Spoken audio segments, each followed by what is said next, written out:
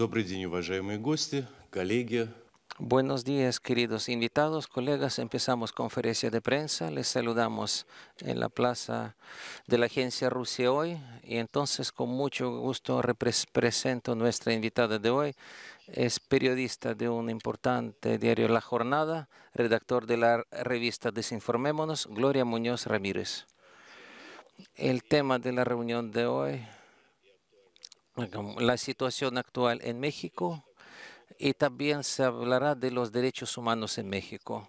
Las elecciones presidenciales en México se harán en el año 18. María de Jesús Patricia Martínez, candidata de Congreso Nacional Indígena. Su candidatura está dispuesta a apoyar STLN, que en los años anteriores no apoyó ninguna candidatura. En el país aumenta el rol de participación de los movimientos indígenas y también aumenta la presión contra los periodistas independientes, a quienes ignoran los grandes medios internacionales. ¿Cuál es la situación actual en el país? De eso vamos a hablar. Y paso la palabra a señora Gloria Muñoz. Por favor, le pedimos darnos su palabra. Nada, muchas gracias, colegas. Quiero agradecer al Centro Nacional Multimedia que hoy hace posible que me encuentre con ustedes.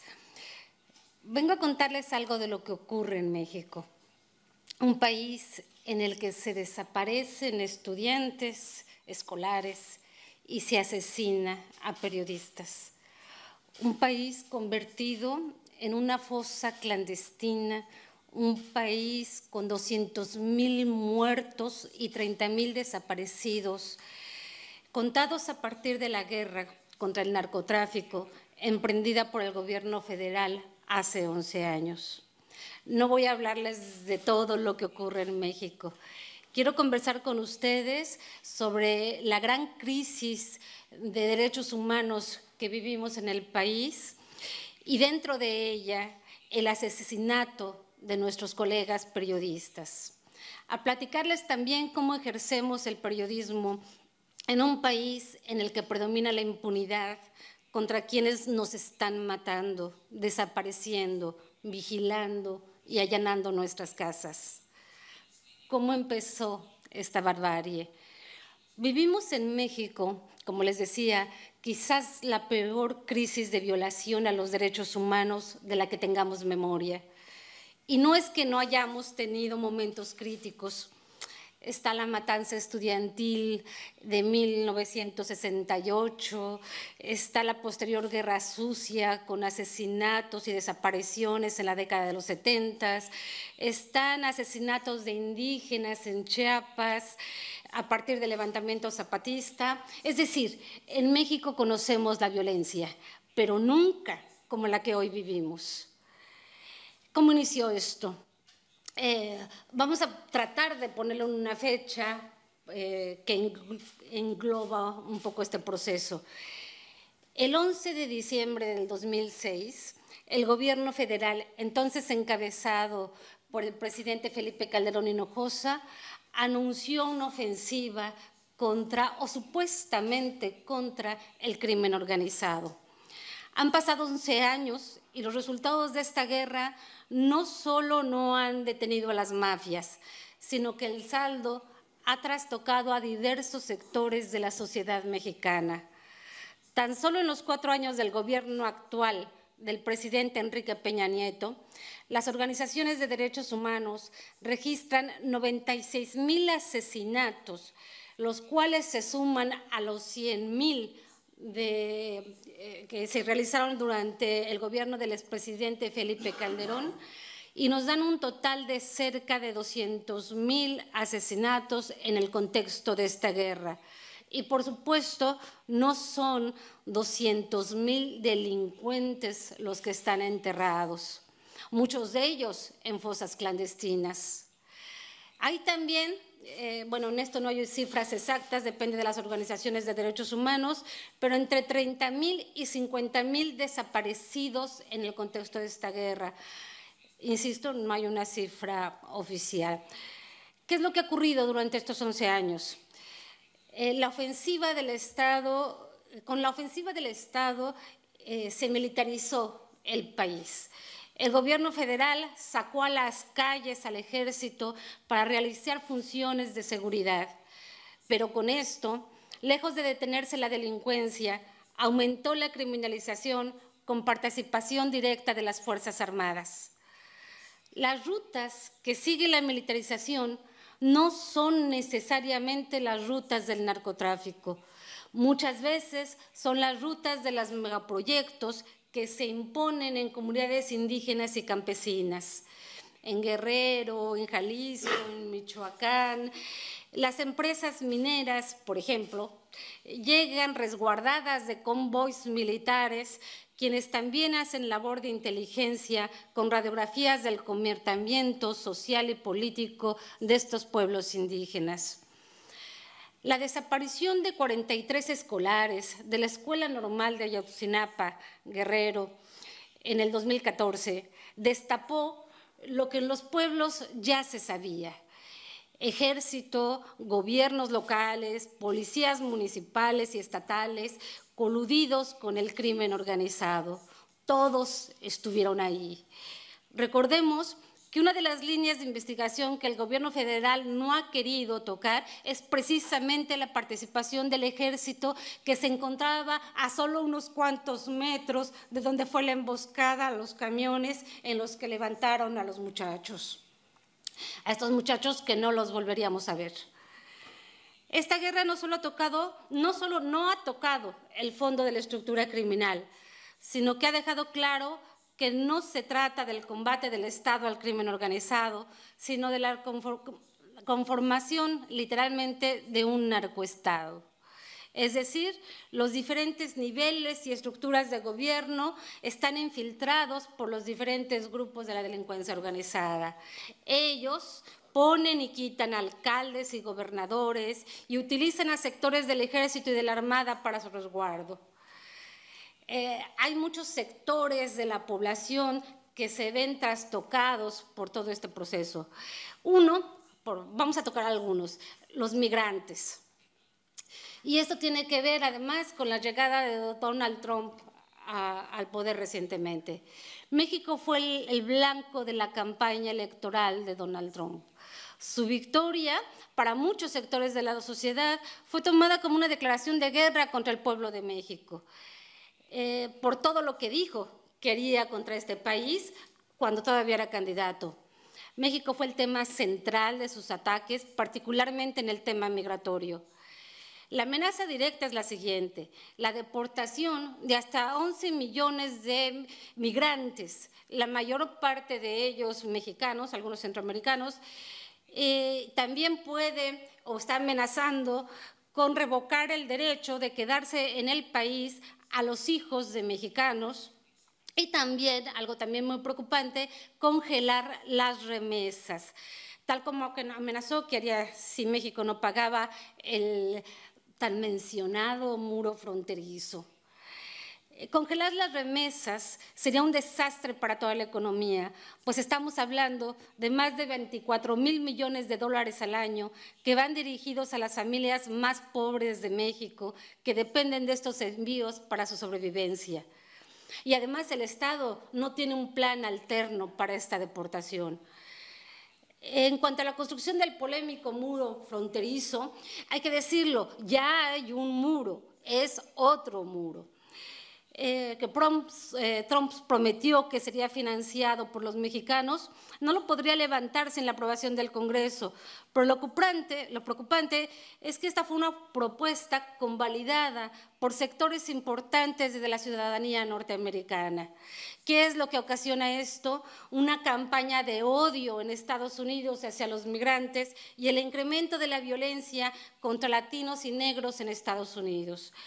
Hay reportes de que hay un aumento de los crímenes de odio con una reivindicación del racismo en sus formas más brutales, lo que llevará a más violencia en contra de los migrantes, quienes en este momento son el sector más preocupado, viven en una alerta constante.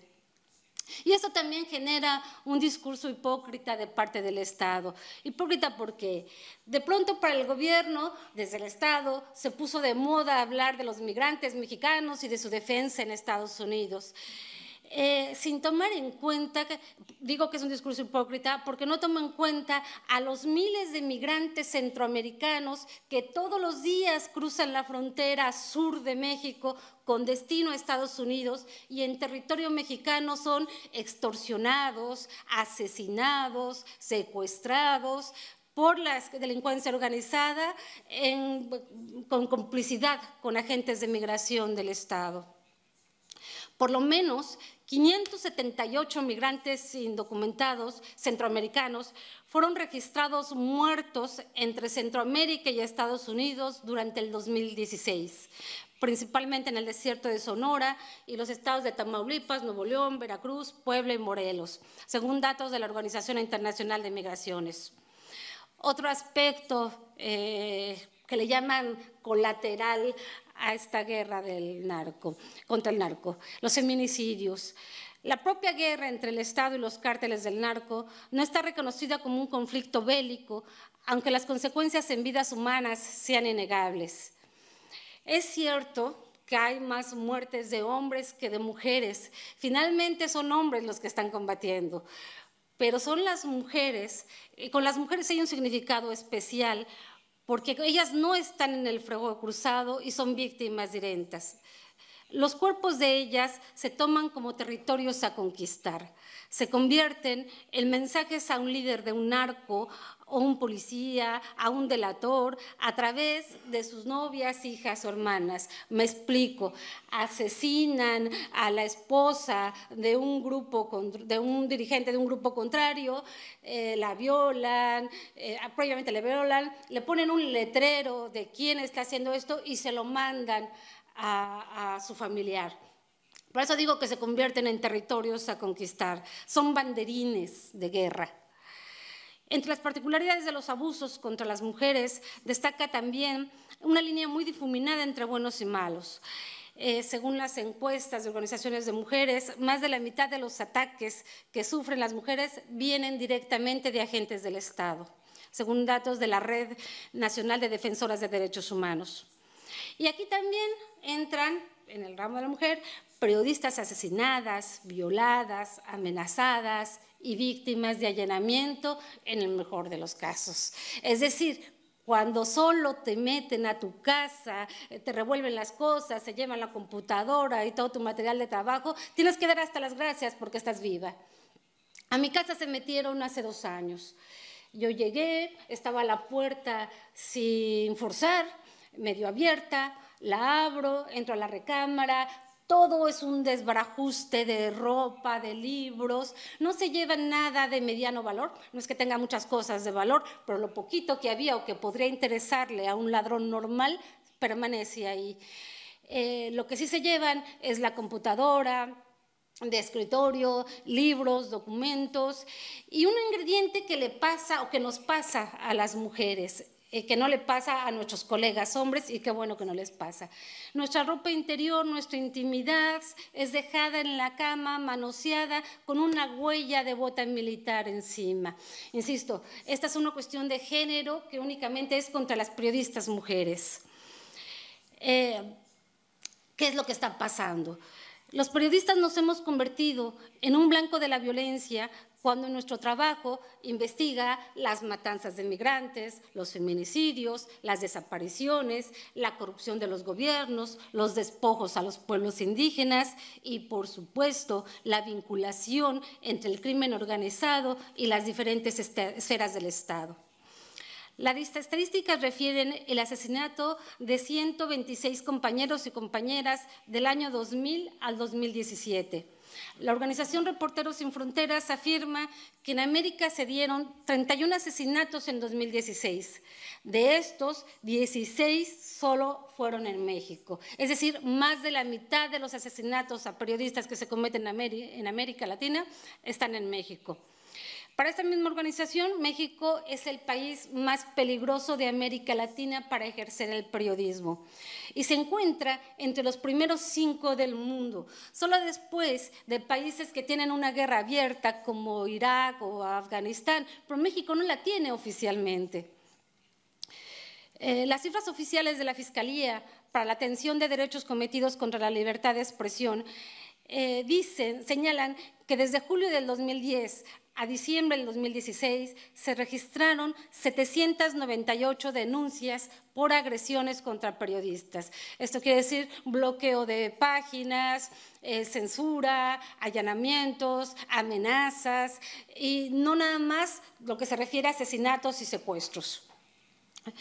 El resultado de los casos no resueltos demuestra la ineficiencia de las autoridades para solucionar la situación.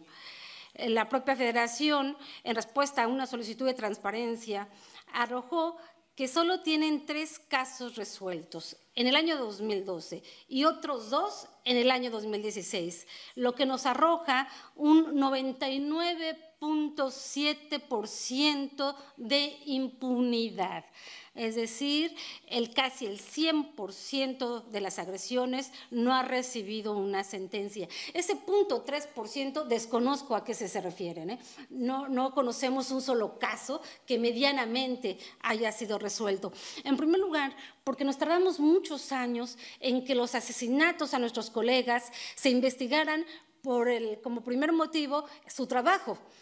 Primero era criminalizarlos a ellos, en algo estarían metidos, eran parte de alguno de los grupos o era un asesinato dentro de la delincuencia común. Nos tardamos mucho para que se reconociera que se nos estaba matando como producto de nuestro trabajo. A las mujeres todavía nos pasa peor. Tenemos que demostrar que el que entró en la casa, el que nos está amenazando o el que nos está, bueno, básicamente amenazando, no es nuestro esposo, no es nuestro amante, no es alguien que está enojado con nosotros, porque somos mujeres. Entonces, a las periodistas mujeres nos amenazan los maridos, no el gobierno ni la delincuencia. Entonces, es un doble trabajo para remontar que también nos están asesinando y agrediendo como producto de nuestro trabajo. En 2016 aumentaron las amenazas y asesinatos considerablemente. Según un informe presentado por la organización Artículo 19, en este año se registraron en todo el país 11 asesinatos y 426 agresiones, que entre ellas acciones de espionaje gubernamental comprobadas, 72 amenazas a través de redes sociales y una tasa de impunidad también del 99.75%. Fue uno de los peores años que hemos vivido. Pensábamos que era uno de los peores años. No sabíamos lo que íbamos a tener en el 2017. Este 2016 fue un año en el que las autoridades federales, estatales y municipales no pudieron garantizar la vigencia y el respeto de los derechos. Dicho esto por el propio presidente de la Comisión Nacional de Derechos Humanos, que es un organismo estatal. En lo que va del 2017, los índices de violencia contra nuestros colegas se incrementaron de manera alarmante, mínimo un 30% con respecto a al mismo periodo del año anterior. Solamente en el mes de marzo ocurrieron 3 asesinatos. La situación para los comunicadores se tornó cada vez más violenta, más tensa y además todos sabemos que los criminales siguen en la calle. Documentar el infierno en México que les acabo de describir nos está costando la vida, porque involucra necesariamente pisar los intereses del binomio Estado-crimen organizado. En resumen, nos están matando a los periodistas que estamos cubriendo, por un lado, esas vinculaciones y por el otro también, de manera muy puntual, a los que estamos haciendo un trabajo con las víctimas y familiares de personas asesinadas y desaparecidas. El narcoperiodismo. El asesinato de Javier Valdés Cárdenas, extraordinario periodista y corresponsal de La Jornada, el periódico en el cual trabajo también yo, puso los reflectores de lo que estaba ocurriendo en México. Algunos por primera vez se enteraron de que nos estaban matando en mi país. este periodista cronista del horror, describió cómo funciona el narcoperiodismo en México. Son las redacciones infiltradas por el narcotráfico bajo dos modalidades, sin paga y a sueldo. Los primeros, sin paga, no remunerados, ejercen la profesión bajo la amenaza de muerte y sin ninguna libertad editorial. Los segundos, los que les pagan, figuran en la nómina de algún cartel, responden a los mandatos de los narcos y definen los contenidos de la línea editorial en función de las agencias criminales. Aunque hay que decirlo muy claro, no pocas veces se recibe esta coerción bajo amenaza. Es decir, no nada más es que se recibe el dinero, eso lo recibes o te mato. Entonces tampoco se trata de juzgarlos. En este entorno criminal, el periodista tiene básicamente 4 posibles escenarios. El alineamiento con el editorial del narco, el abandono de la profesión, el exilio o la muerte. Así trabajamos todos en México. No son, en definitiva, los periodistas afines al poder o coludidos con el narco a los que están matando, sino justo a los que están o estamos denunciando lo que está ocurriendo. Aquí además siempre nosotros, los que hacemos este tipo de periodismo de denuncia, nos congratulamos de que a los periodistas que están trabajando junto al poder o a los poderosos no les esté pasando nada. Eso nos parece muy bien. Quisiéramos estar en la misma situación. Otra modalidad es el asesinato de los periodistas por presuntas órdenes directas de un gobernador de un estado. Es el caso del exgobernador de Veracruz, Javier Duarte, o casi un mes prófugo, recientemente detenido y está encarcelado en Oaxaca, en Guatemala, con un proceso de extradición, acusado de malversación de fondos, corrupción, y nosotros queremos que también se le juzgue por el asesinato de nuestros colegas. Una vez en una conferencia de prensa, este gobernador dijo a los reporteros: pórtense bien, todos sabemos quiénes andan en malos pasos, yo se los advierto. Esto en una conferencia de prensa, un cínico. En este mismo estado de Veracruz ha ocurrido el mayor número de asesinatos a periodistas en México. La autocensura. Los periodistas vivimos en México en una situación de autocensura, pues en este contexto de violencia y de indiferencia por parte del gobierno, el reportero tiene que cuidar qué dice, cómo lo dice, a quién se lo dice, dónde lo publica. Nosotros nos juntamos en pláticas informales y nos preguntamos entre nosotros, ¿cuánto de la información que tienes te quedas? Y hemos calculado que entre el 70-80% de lo que sabemos cuando hacemos un reportaje de campo se queda con nosotros. Y con ese 20% estamos amenazados. ¿Por qué no decimos ese otro 80%? Por seguridad de nuestras fuentes, en primer lugar, que ellos están denunciando, pero saben que su vida peligra. Por seguridad de nuestras familias, de nuestro entorno y, por supuesto, de nosotros mismos. Nos da miedo, hay que decirlo. 2017, como les decía, está siendo un año negro para los periodistas en México y aún no termina, todavía no tenemos ni la mitad. No quiero terminar esta charla con ustedes, aunque vengan después sus preguntas, sin antes nombrar a nuestros colegas asesinados en lo que va de este año. Carlos Alberto García Martínez, 41 años, del estado de Colima, de Radiorama, una estación de radio. Cecilio Pineda Brito, director del diario La Voz de la Tierra, colaborador del periódico El Universal, de 38 años. Ricardo Monliu Cabrera, de 57 años, murió por los impactos de bala en Veracruz, director del diario El Político. Y precisamente presidente de la Asociación de Periodistas y Reporteros Gráficos de su localidad. Luego viene el de Miroslava Bridge, que también prendió los focos corresponsal del diario mexicano La Jornada, este periódico donde también trabajo yo y el otro colega asesinado. La asesinaron frente a su hija, frente a su hijo afuera de la casa. A Miroslava la mataron por lengua larga. Que nos maten a todos si esa es la condena por reportar este infierno, no al silencio. Escribió Javier Valdés, periodista, escritor, fundador del semanario Radio 12, también corresponsal de La Jornada, quien un mes y medio después también sería asesinado. No al silencio fue uno de sus últimos tweets. El mismo día del asesinato de Javier Valdés, otro periodista fue acribillado. Lo que pasa es que Javier era como más famoso por los premios nacionales e internacionales y el gran trabajo que estaba haciendo para denunciar las vinculaciones del crimen organizado con el Estado, y fue un poco borrado el suicidio de otro colega.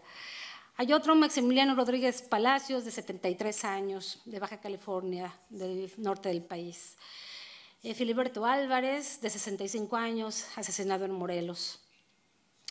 Y una más, la más reciente, Marcela de Jesús Natalia, locutora indígena de la costa de Guerrero.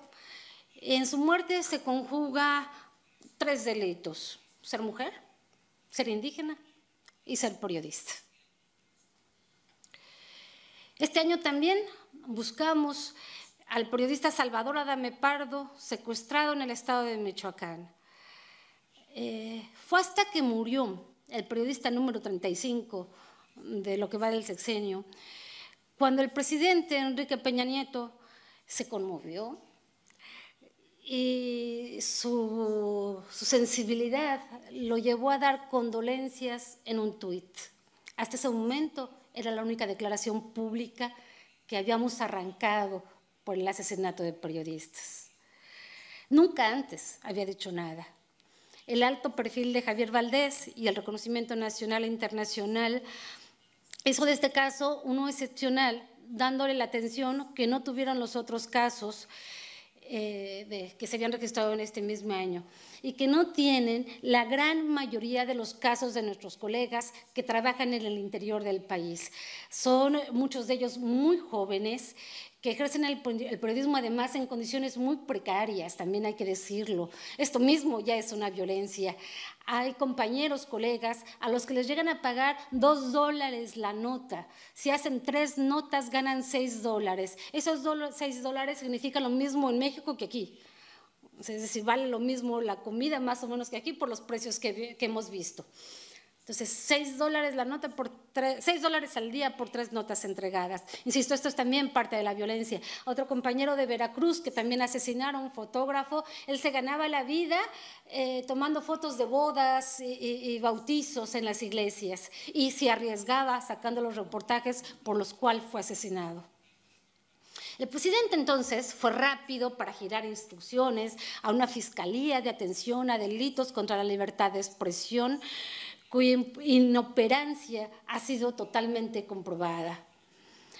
Apenas en marzo, tras el homicidio de la periodista Miroslava Breach, la Procuraduría General de la República admitió ella misma, o sea, el Estado admite que solo 3 de los 798 denuncias recibidas desde el 2010 han resultado en una condena. Es decir, el Estado mismo reconoce el 99.7% de impunidad. No hay castigos. Por eso nos siguen matando. Un solo dato que revela la incapacidad del gobierno de Peña Nieto para hacer frente al problema. Cada año de su mandato ha cerrado con más periodistas asesinados que el año anterior. 4 en 2013, 6 en 2014, 7 en 2015, 12 en 2016 y 6 en lo que va de 2017. El aumento solo se explica por la impunidad.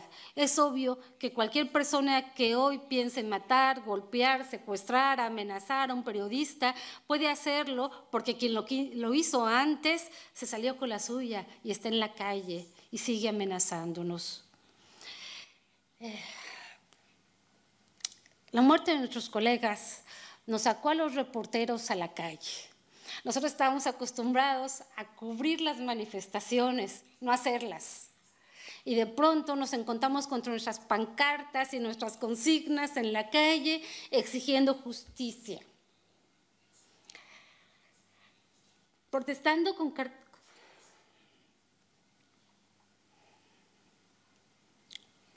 exigiendo justicia para nuestros compañeros.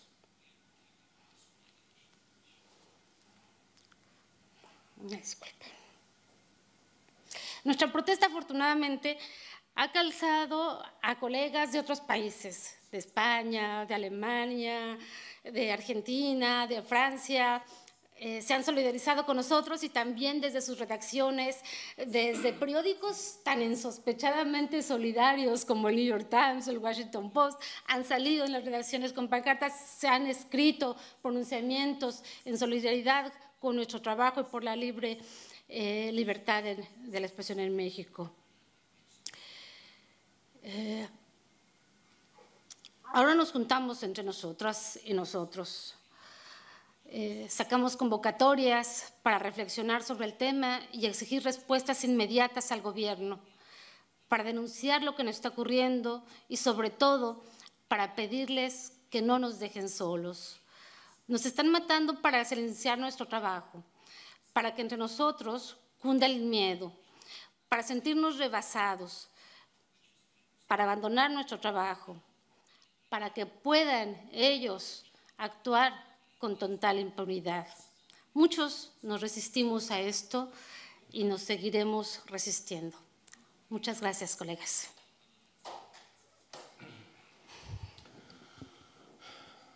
Большое спасибо вам за Muchísimas gracias a usted por una intervención tan emocional. Usted sabe, usted describió un cuadro realmente horroroso en un país que oficialmente no tiene guerra, que no está en guerra, que no participa en ninguna guerra, una enorme cantidad de asesinatos, y da tanta tristeza que entre ellos están sus colegas periodistas. Dígame, por favor, ¿usted se preocupa? ¿No tiene miedo que usted, volviendo a su país, también será perseguida, por lo menos que dice aquí, y por el hecho de haber llegado a Rusia? Claro que sí, por supuesto que tengo miedo, pero no es un miedo excepcional. Así trabajamos todos en México. Nosotros salimos a cubrir una marcha en la Ciudad de México o en alguno de los estados y dejamos a nuestros familiares dicho dónde estamos o nos inscribimos en un protocolo de seguridad de organizaciones para que nos vayan siguiendo la salida, ya llegamos, ya regresamos, ya estamos en nuestra casa. Y esto, colegas, no es normal. No es normal que nos tengan trabajando en esta situación. Por supuesto que trabajamos con miedo. No ha llegado a ser un miedo hasta este momento paralizador, pero así trabajamos. Hay muchos colegas que están saliendo de sus entidades para refugiarse en la Ciudad de México o salir del país. Hay un colega en particular, Rubén, otro gran amigo de nosotros, que salió amenazado por este gobernador de Veracruz, Javier Duarte, se refugió en México, se abrieron todos los espacios de prensa para que denunciara, para que visibilizara, denunció las amenazas directas de gente del gobernador y como 2 meses después fue asesinado. Entonces ya también un recurso que era la visibilidad en nuestra defensa tampoco nos está resultando. Javier, Miroslava, eran periodistas muy famosos, con mucha trayectoria y están siendo asesinados cuando pensábamos que ellos eran más intocables que los que no somos tan famosos. Спасибо. Ну, сейчас, если нет возражений, давайте перейдем к вопросам журналистов. Да, пожалуйста, сначала вот… Ahora, si no están en contra, podemos pasar la pregunta de los periodistas. Colega, su pregunta.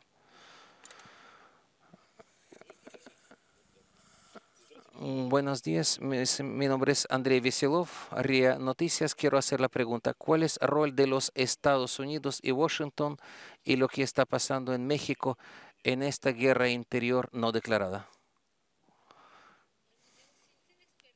Я не являюсь, не будучи специалистом в этой теме между отношениями между Мексикой и США, мы знаем, что значительная часть оружия, большая часть оружия Sí. Que gran parte del armamento con el que se está ejerciendo esta guerra contra el narcotráfico viene precisamente de Estados Unidos y que por supuesto el consumo principal, todos estos mafias están trabajando para el consumo principal que es de Estados Unidos. Yo no me quiero adentrar más en ese tema porque no lo manejo tanto y tampoco quiero dar datos incorrectos, pero sin duda esta gran frontera que tenemos con este país nos tiene absolutamente sometidos a las directrices del gobierno en turno. Y no me refiero solo a Donald Trump. En el gobierno de Obama, por ejemplo, se registraron el mayor número de deportaciones de la historia de la relación México-Estados Unidos.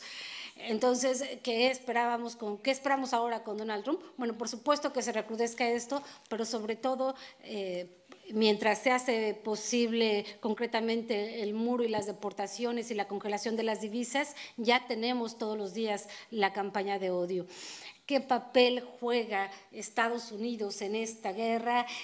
Por supuesto que es primordial, como todo lo que hace Estados Unidos. Es decir, México es el patio trasero de Estados Unidos. ¿Por qué México detiene a los migrantes centroamericanos que van en el camino hacia Estados Unidos y además se los está entregando básicamente al crimen organizado? Ustedes no sé si recuerdan, si supieron por aquí de la matanza de 72 migrantes en el estado de Tamaulipas. ¿Esto por qué es posible? Por esta complicidad, este plan Frontera Sur, que está diseñado justo para que México haga el trabajo sucio para Estados Unidos. Pero me refiero a los gobiernos, porque entre los pueblos es otra cosa. Да, пожалуйста, второй ряд, прошу, вам слово. Потом. Segunda fila, una palabra. Buenos días. Diga, por favor, ¿cómo este problema se refleja en los programas de los candidatos antes de las elecciones? Sí. Bueno, en México el próximo año serán las elecciones presidenciales en el 2018. Se prevé una contienda bastante cerrada.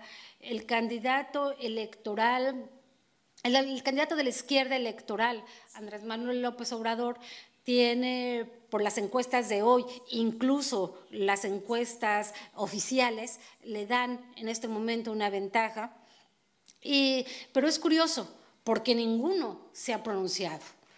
Es decir, los candidatos presidenciales, bueno, desde el presidente, pero en este momento los que quieren ser presidentes no se han manifestado frente a los homicidios, los asesinatos de periodistas en mi país. Esto es, por supuesto, sumamente preocupante, pero dice mucho de dónde están las agendas de los candidatos, que prácticamente además son las mismas. Es decir, no hay una diferencia muy clara entre los planes de gobierno de la derecha, del centro y de la supuesta izquierda. Prácticamente están ofreciendo lo mismo y de este asunto no se están ocupando. Да, пожалуйста, ваш вопрос, прошу. Su pregunta, por favor.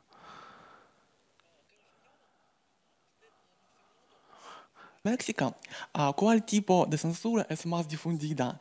¿La censura forzada por los criminales?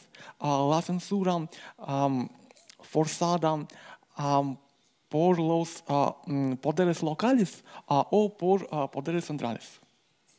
A ver, otra vez la pregunta. ¿Qué? ¿Cuál tipo de censura es más difundido, así decir, más popular en México? ¿La censura forzada, hecha por los poderes locales, por los poderes centrales o por los bandidos? Híjole. ¿Sí se escucha? Es que es eso. Yo considero que, bueno, el poder central tiene un brazo censor muy grande. Hace unos años se censuró el programa de radio con más rating en todo el país, el de la periodista Carmen Aristegui, que fue literalmente expulsada de su programa porque hizo pública el conflicto de intereses del presidente en la compra de la llamada Casa Blanca, una superresidencia multimillonaria que le costó el trabajo a la periodista y a todo su equipo. Este es desde el poder central. Los poderes locales actúan muchas veces de manera paralela al crimen, a algún sector del crimen organizado. Es decir, cuando se asesina a un periodista es que ese periodista estaba denunciando lo que ese otro sector del crimen organizado estaba realizando en complicidad con el gobierno local, y que también tiene una repercusión más directa, pero en términos de visibilidad es menor, pero más cotidiana. Es decir, la más común es la menos visible. La más visible, pues obviamente es la central y es más masiva. A mí me preocupa muchísimo y siempre pongo énfasis en el caso de la censura local, que tiene que ver con las amenazas directas locales en condiciones en las que nuestros colegas están ejerciendo el periodismo, además de precarias, exponiendo su vida todos los días y sin la visibilidad que tenemos los que trabajamos en el centro. Как вы оцениваете знания? ¿Cómo usted evalúa conocimiento del idioma español por este periodista? Muy bueno escucharlo desde aquí. Да, пожалуйста, прошу, да, в микрофон.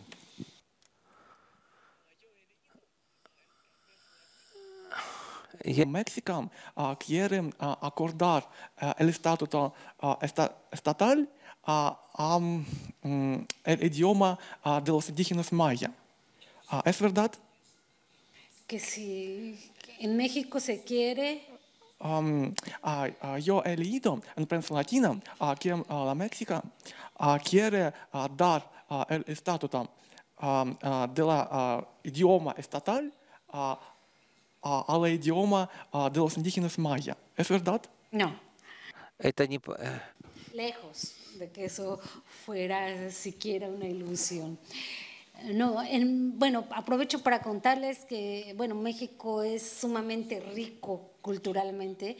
Hay más de 60 lenguas indígenas, de más de 60 pueblos indígenas con su propia cultura, con su propia lengua. La riqueza y el corazón de México está en esta pluriculturalidad. Todas estas lenguas han sido absolutamente sometidas por el Estado. En muchas regiones aún son casi prohibidas en el sentido de que la educación es monolingüe en castellano, siendo que son comunidades que, insisto, tienen su propia lengua. Entonces, básicamente se restringe el uso de la lengua y cada vez desaparecen más hablantes. Скажите, вот вы… Dígame, por favor, usted habló de candidatos a presidencia en las elecciones en próximo año, en el 18. ¿Usted personalmente o sus colegas van a apoyar la candidatura de señora Martínez? ¿Cuáles son las posibilidades de ella para las elecciones? No sé si la van a apoyar los colegas periodistas, pero básicamente esta candidatura irrumpe en el escenario político electoral. Irrumpe además de una manera muy de abajo. ¿Por qué? Porque son precisamente los pueblos indígenas los que la están promoviendo. Pero es curioso porque están hablando de un lenguaje totalmente distinto al lenguaje tradicional de los partidos. Están hablando de una vocera, no de una candidata. Están hablando de un Consejo Nacional Indígena, no de un partido. De tal manera que cuando a esta vocera se le pregunta algo, su opinión sobre algún tema, puede contestar cualquiera de los 71 miembros del Consejo Nacional Indígena. Ella es una más del Consejo. Ella dice, tuvimos que poner un nombre para que podamos ser inscritos en las boletas electorales y fui elegida, dice ella. pero podría haber sido el nombre de cualquiera. El hecho de que sea mujer y sea indígena ya dice bastante de dónde se coloca esta candidatura. Sería la primera vez que una mujer, que una indígena en general, y además una mujer indígena, estuviera participando en un proceso electoral en México, donde tenemos más de 12 millones de indígenas, perdón. Y esto también hay algo sobresaliente e inédito que tiene que ver con el apoyo del Ejército Zapatista de Liberación Nacional, el EZLN, que rompió el 1 de enero de 1994 en la vida nacional. Y en estos 23 años casi se había mantenido reacio, opositor a participar en los procesos electorales del país. En este momento, por lo que estamos entendiendo, dicen, ellos no participan directamente, la candidata no es del EZLN, no es una zapatista la que vamos a ver, es una indígena nahua del estado de Jalisco que va en representación de este consejo y que es apoyada por el EZLN por primera vez. Es también esa autoridad moral de estos 23 años los que están depositando los zapatistas en esta candidatura, que dicen ellos tiene la finalidad no de buscar el voto, sino de buscar la organización, que ha sido la apuesta de ellos desde enero de 1994. Quiero decir algo muy particular, los primeros que se opusieron abiertamente a esta candidatura fueron los del partido de izquierda electoral. O sea, no fue la derecha, ni la parte oficial, ni nada. Fue la izquierda electoral la que se opone a que haya una alternativa realmente de izquierda que promueva un proyecto de nación básicamente anticapitalista, que sería el único, porque todos los demás, yo insisto, tienen básicamente el mismo proyecto. Скажите, а какова численность? ¿Cuál es el número del ejército zapatista? El EZLN sigue prácticamente, tiene presencia únicamente en el estado de Chiapas, en el sur del país, y tiene presencia únicamente en pueblos indígenas, y no en todos. Hay 6 pueblos indígenas diferentes, Soques, Otziles, Choles, Soques, Mames, Tojolabales, y parte de estos pueblos tienen presencia. Una cosa importante, una cosa es el EZLN como grupo político-militar guerrillero, Marcos y todos los que conocemos, y otra cosa son los pueblos numéricamente, que es el número mayor de su base de apoyo. De esto, yo pensaría que estamos hablando más de 150,000 personas, más de 1,500 comunidades organizadas, divididas en 5 grandes regiones. Спасибо. Пожалуйста, если... Gracias. ¿Hay más preguntas? Из газеты «Советник президента». Del diario Consejero Presidente. Hoy día, jefes de los gobiernos son hombres y mujeres jóvenes y no tan jóvenes, por periodo corto y por toda la vida también. ¿Cómo imagina usted un estado ideal? Y si existe algún estado que se acercó a este ideal que le gustaría imaginar. Wow, qué pregunta.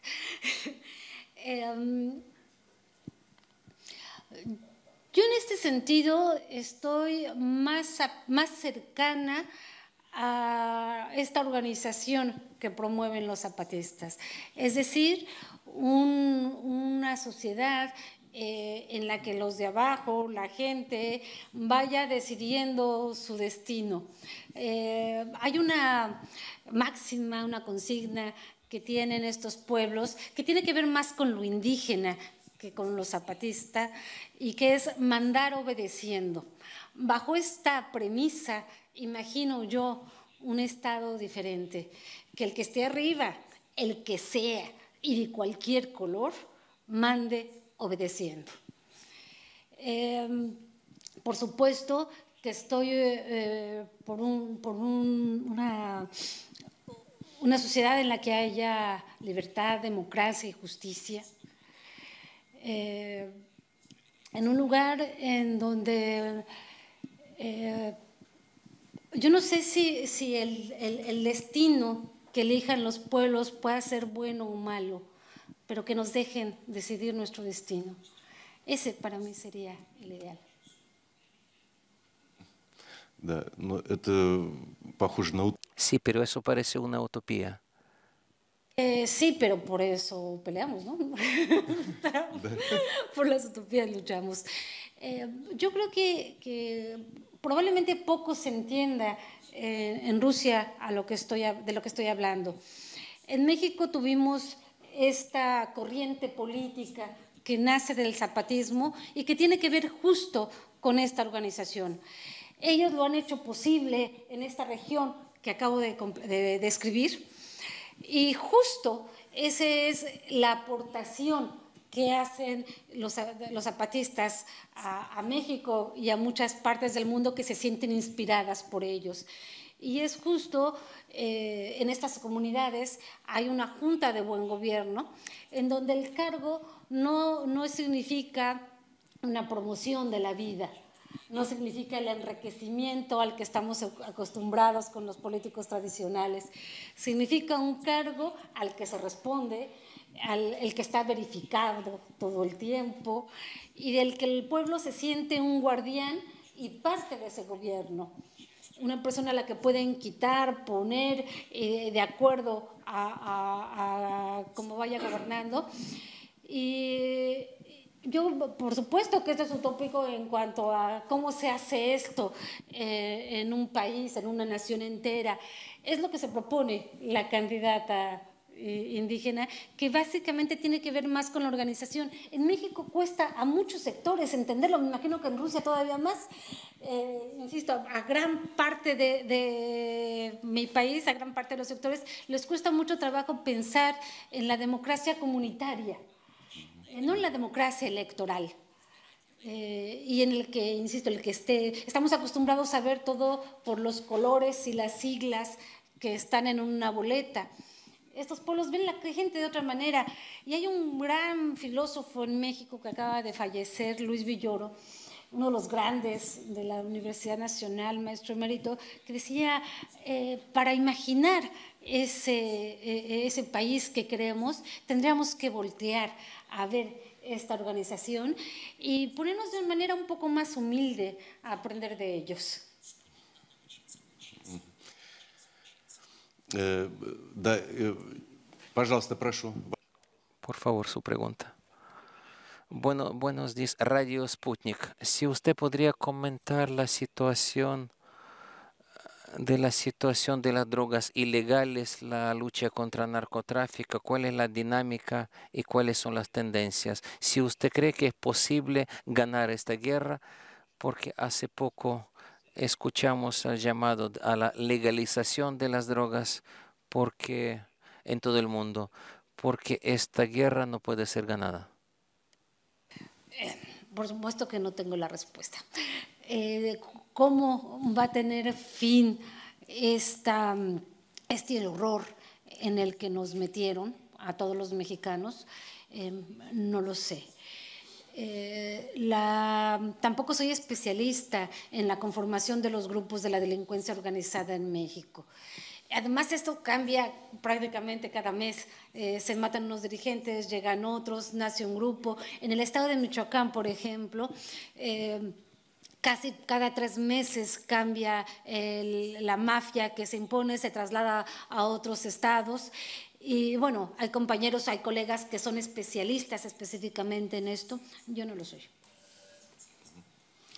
Да, и еще один вопрос. Y otra pregunta.